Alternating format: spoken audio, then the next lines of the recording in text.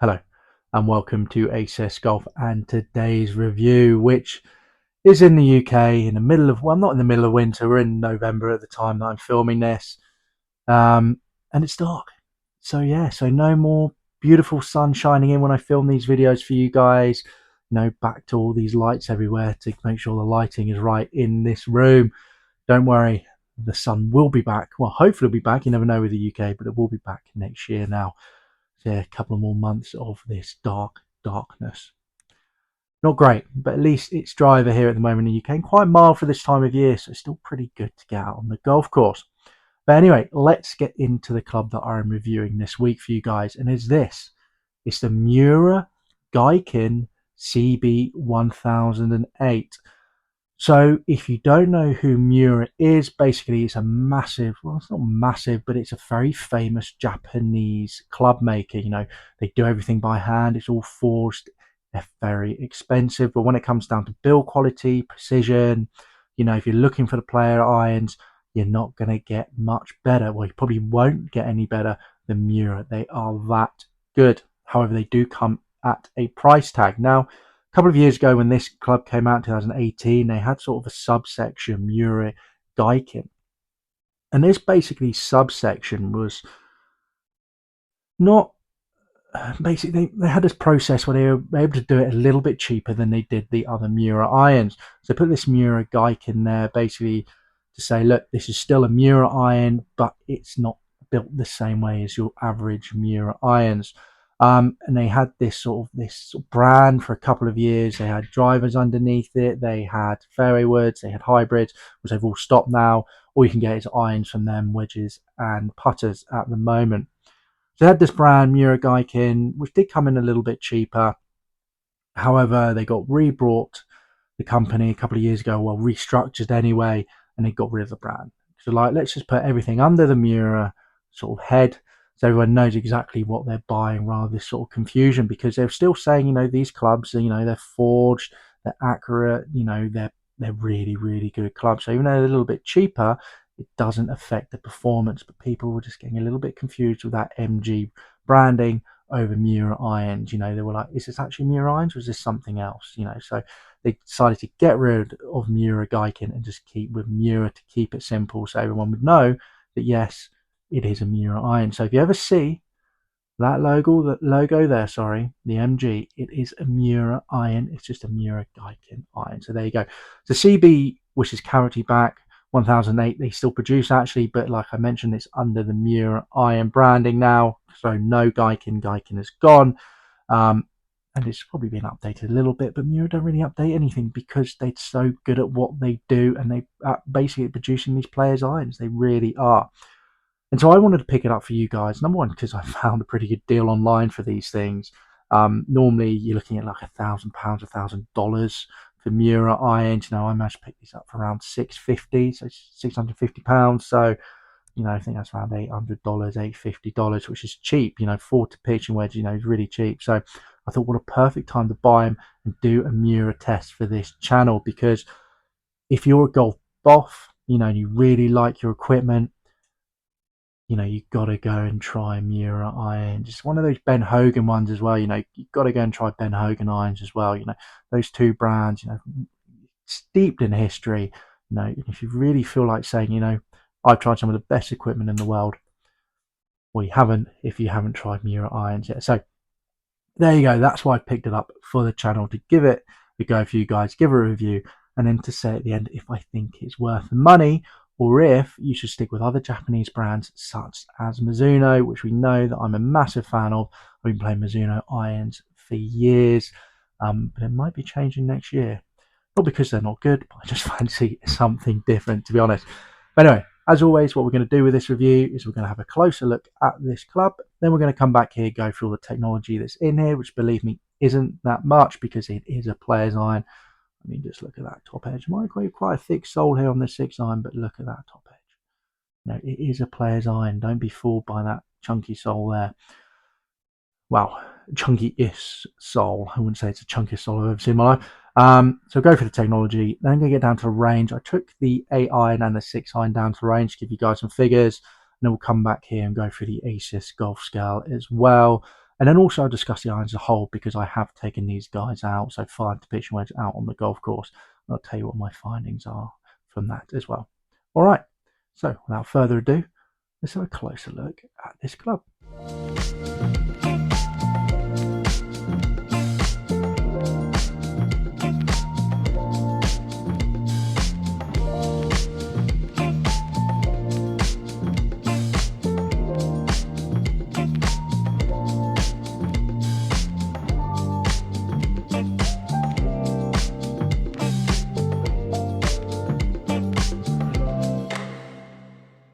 So there you go, and it is a good looking thing, you know, and it's a bit different. You do have that sort of quite sharp leading edge there, you know, normally everything's quite rounded.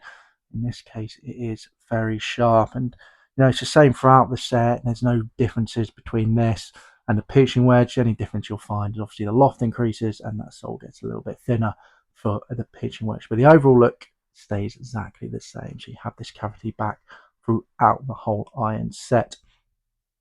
So going into the technology that's in here, so I'll read a little bit of spiel for you guys now. So with the CB-1008, it might be 1008, depending on how you want to pronounce it, the technology is almost exactly what one would expect from Miura. So there you go, it is exactly the same, but it was just slight changes in the process, which meant they could make it cheaper. So back in the day when this was released, you were paying around $279 per club. Still not that cheap, is it?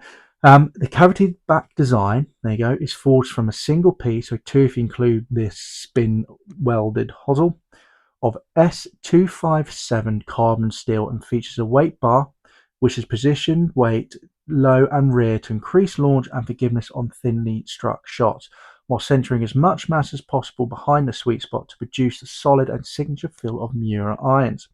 The wider than typical sole, there it is, as we've mentioned. So 900 millimeters on the CB-1008 iron, and I'm going to call it 1008s throughout the whole thing, aren't I, rather than 1008.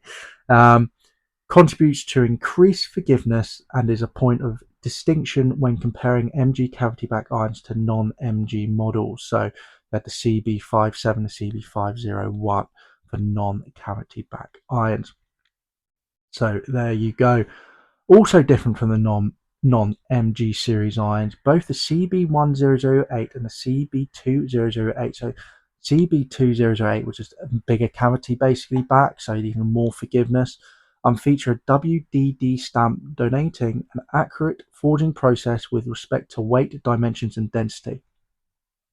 So this is the problem they had with this brand, and this is why they abolished it, because everyone thought Miura Giken was basically just a cheap knockoff of Miura, and they're trying to say with this badge, you know, no, it's not, guys. You know, we're still, you know, really respectful of our process. We're still making sure all of these clubs are sort of built in really high quality process.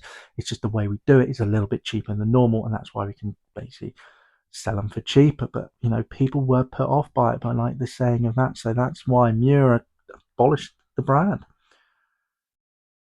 So there you go. Now, going into lofts, and also the one thing about this stamp, you know, they don't put it on the Miura. So at the time they didn't put it on the non-MG collection, which just again made people think, well, hold on, what's wrong with these? So it did put people off that MG, that, you know, that Miura Giken brand, and that's why they got rid of it in the end, because you know they're trying to say, look, we're doing you a favor here, we're producing great clubs, amazing clubs still, and basically charging you a little bit less, but you're going, well, hold on, something's wrong with them, I don't want them. So they did stop it, which is unfortunate, to be fair, because I'll tell you how good this club was at the end. You know, I think it should have maybe kept it. Definitely with that, you know, that cheaper price point for, well, opens a door for more players, really. Now, going on to the loss of these clubs as well, I think that's very important. So the 3 iron was 22 degrees, 4 iron was 24 degrees, 5 iron is 27 degrees, 6 iron is 30 degrees, 7 is 34 degrees, 8 is 38 degrees, 9 is 42 degrees, and pitching wedge is 47 degrees. So very, very traditional lofts. You know, these things weren't built for distance. Miura never build anything for distance. You know, they're for that precision, for that player who wants to hit the ball, you know, in the middle of the face and be like, I know exactly what the spin's going to be. I know exactly the distance this club's going to go. You know, just consistency, consistency, consistency, consistency. You know, type of player who's probably going to be playing a player's iron anyway is generally going to have a good ball speed or good swing speed, sorry, so they're going to get distance. If you're such as myself, really, 98 miles per hour on average with a driver, 7 iron normally around 160 yards, but that is with a quite strong lofted 7 iron. For me, these type of irons, these players' irons with additional loss, maybe won't work for me. I don't think I'd probably get the distance that I would need, well, basically for my gapping in my bag. So it's definitely something for you guys to think about if you're going for a set of irons like this. If you're going from a game improvement set that's your 7 iron is lofted at 28 degrees, yes, it's built to go higher up in the air, etc. So it won't technically go as far, maybe, but it's going to go a lot further than this 7 iron that goes 34 degrees. And it's going to have more spin on it as well, so it's going to go up in the air for longer. So basically, in the end of the day, you could be, well, I hit my game improvement iron in the middle all the time, but I've gapped for these set of clubs. You're going to go in here and you're going to be like, well, hold on, I've got a massive gapping issue here. So that's one thing definitely to think about when looking at these clubs. But anyway, so there's the technology. Now what I'm going to do is I'm going to get down to the range with the 8 and the 6 iron. I'm going to throw some figures at you. Not expecting these to be longest. As I mentioned, they're not built for distance, and also not helped by the fact I am testing these in winter. So I'm cold, the ball's cold. But anyway, I'll definitely take that into account when we get to the ACS golf scale. All right, let's get to the range with these clubs. Here I'm down at the range with the 8 iron and the 6 iron. So 4 shots with the 8 iron first and 4 shots with the 6 iron. A few things to mention with this, obviously with the loft and the fact these are players' irons, I'm not expecting him to go far. Didn't help on the day. This is the first time I hit a club after 2.5 weeks, so I have taken that into account when, obviously doing the ACS golf scale in a second. But anyway, let's get into those figures. So 8 iron, on average I had a carry of 130 yards, total distance 132 yards, ball speed 103 miles per hour, launch angle 22 and height 79 feet. Yes, okay, that's quite far down the distance I normally expect a player's iron to go 140, but as I mentioned, I wasn't swinging as fast, and we are now in winter pretty much, so the ball isn't going as far either. However, actually for the irons themselves, they were so consistent. Longest was 134 yards, shortest was 129 yards. Really, really happy with the consistency, and only 2 yards rollout. So they're hitting the green and they're staying there. Now moving on to the 6 iron. So 6 iron had an average carry of 152 yards, total distance 155 yards, ball speed 113 miles per hour, launch angle 20 and height is 82. So 6 iron on average actually getting higher than the 8 iron. Really happy with this ball flight. Again, 3 yards rollout. So these 6 irons are hitting the green, they're precise and they're staying there. Really happy with that. Longest as well, 158 yards, shortest 153 yards. So again, very precise irons, which I really did enjoy. Just a shame about the distance, but definitely something personally I could work on. It's just a quick table of those results. Again, really happy with the consistency that these clubs had. Happy with the rollout as well. The difference between this 6 iron, and a game improvement iron, I'm not getting the rollout. So I'm having 152 yards carry, only going 155 yards total distance. It's hitting that green and it's staying there. It's exactly what you want from these type of player irons. You want to be able to attack the pin with whatever iron you have and get it to sit there. And that's exactly what these clubs do. So even though, yes, I mentioned before, the distance isn't great, for what they are, they've done extremely well, to be honest, and I'm really happy with the results, and they were generally a joy to hit as well. So there you go. Not great at all when it looks at distance numbers. However, again, these aren't built for distance. And don't get me wrong, I feel like if I was in the summer, I feel like if I just hadn't had a few weeks off from holiday and I was swinging my normal sort of speed, definitely think I could have got this 6 iron up to 160. Could have got that 8 iron up to sort of 135 on average, which is definitely more what I'd sort of expect from these sort of irons. So definitely feel for these category of these irons. They are in that band of distance. If you play players irons at the moment and you go for these sort of irons, you're not going to lose any distance. You won't. So don't worry about the figures. Exactly what I sort of expect in the sort of conditions and how I was feeling on the day. So yeah, so don't worry if you play players irons already. These are not going to be any shorter than them unless they are jacked loft players irons or players distance irons, and then yes, these will be shorter. So let's get into the ACS golf scale. So remember, we've got distance, feel, looks, price, and forgiveness. 5 being the best, 1 being the worst. All right. So going into distance, a goodness 2 out of 5 for distance, is exactly what I'd expect from this type of club. It is a player's iron. It is very weakly lofted compared to nowadays standards. Believe me, back in the day, it was probably still quite, maybe even strong lofted, really. But nowadays this is very weak lofted. Traditional lofts are very weak, so I wasn't expecting this to go any further. And if I did find that it was going further, so if I was getting a 6 iron up to like 170 or close to game improvement, I'd be a bit like, well, these aren't players irons. These are distance players irons, or maybe something else completely. So they're doing exactly what I'd expect. So yeah, 2 out of 5. Not really worried about this category when looking at this type of iron. Yeah, so there you go, 2 out of 5. Now we're getting on to the more important ones. So first things first, we'll start with forgiveness. So players' irons aren't forgiving. Their blades or blade type irons, they're not going to be forgiving. You look at this, and yes, you do have that chunky sole there, but look at that top line. It is thin. It is basically a knife, pretty much. I have seen thinner, don't get me wrong, but it's not built for that much forgiveness because it's a player's iron. They expect the person who's using this club, who wants ultimate control, they're going to be hitting the middle every single time, so they won't need that forgiveness, because the more forgiveness you tend to put in a club, especially when it's an iron, you tend to lose that control. You lose that consistency of the club because you've got weight all over the place, and it's going to affect where you hit. If you hit it here, it's going to spin a bit less, etc. So you don't want that. You want it very basic to make sure that it's consistent. When it comes down to forgiveness of this for what it is, I think it's pretty good. So I've given it a 2 out of 5. Having this back weight there, does actually help. Don't get me wrong, it's player's iron. That's why I've given it a 2 out of 5 when comparing it to other irons. It really doesn't have the forgiveness. Players distance irons probably have a little bit more forgiveness, but when it comes down to this, it is 2 out of 5. So if your average Joe goes and picks this up, well, so not your average Joe, but your high handicapper goes to pick this up, you're gonna be punished. Um, one thing I will say is that back, all that weight there on the bottom there does help with thin shots. There was a few when I took this club out and I hit the thin shot. I actually still got to the green. Actually, really good shots. If anything, actually thinning it actually meant that it went a little bit further for me because I was getting a little bit less spin, so it was coming out that little bit hotter, which is great. To be honest, I did a few of those shots. Well, not a few. I did two on 2 different par 3s, and both walked off with a par. Actually, one I walked off with a birdie. Actually, no, I did. I walked off with a birdie with one. So when it comes down to thinning it, yes, this back weight definitely helps and definitely gives a lot more forgiveness you can expect from this type of club. But the rest of it, if you're hitting it, off the toe or anything like that, you will be hugely punished.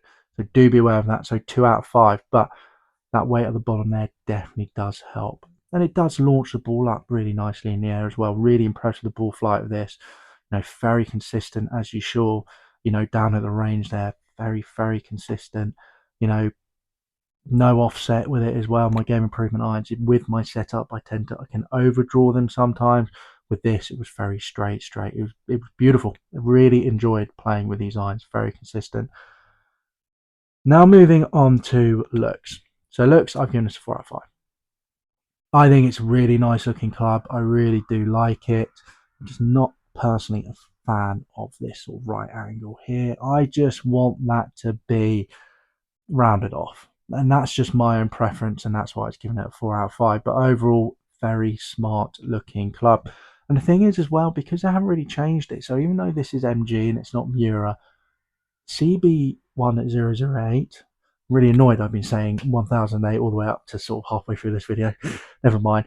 The 1008 looks very much similar to the current 1008 from Miura. So they haven't changed the looks or everything because they know it is a good looking club. But for me, I lose a point just because of that.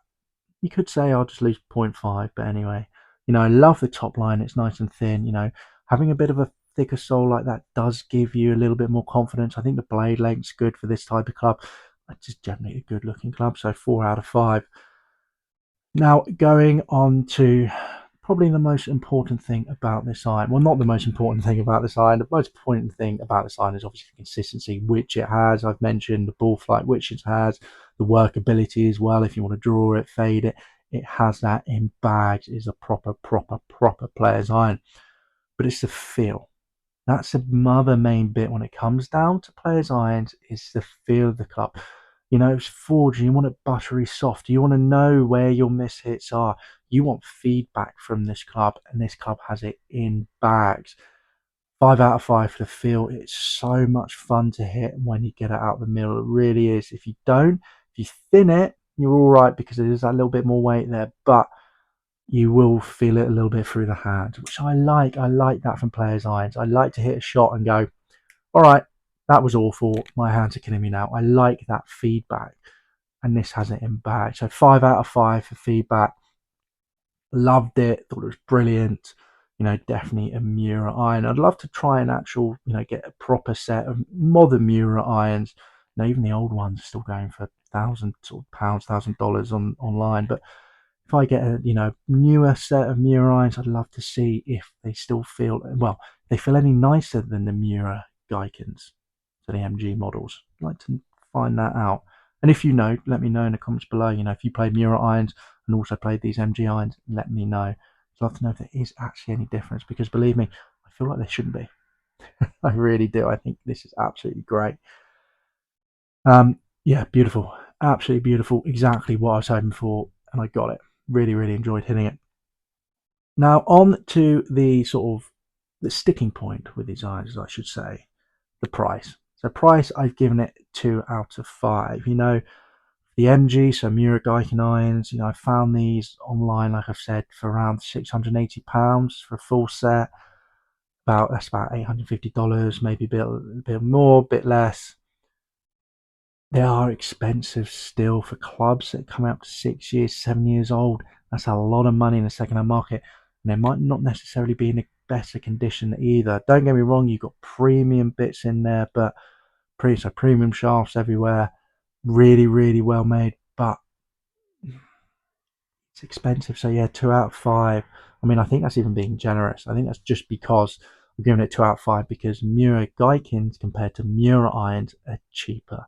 You're looking, quite a drastic thing, maybe not half the price, but yeah, probably half the price to be fair, of modern day Miuras. These are cheaper. So that's why it's bumped it up a little bit to 2 out of 5. But for me, there are better, well, not better options, not better performing options, but options that are just as good as this on the second hand market. Mizuno's, get the MP18 range, same Miura as this, be probably half the price of that now. So around the sort of $350, $400, well, £400, maybe even that sort of $400 mark as well in the US market.